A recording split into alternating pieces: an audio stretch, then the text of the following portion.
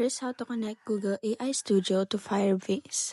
So the first thing that you're going to do is go to the firebase.com website, and from there, you will be able to see there at the bottom right the enter your Gemini API key.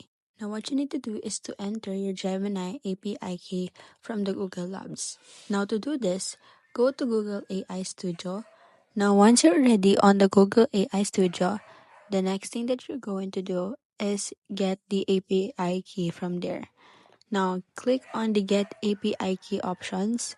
Now once you click on the Get API Key options, you will be able to see there the API key that you have, and then paste it to the Gemini API key under the Firebase and click on the Continue options.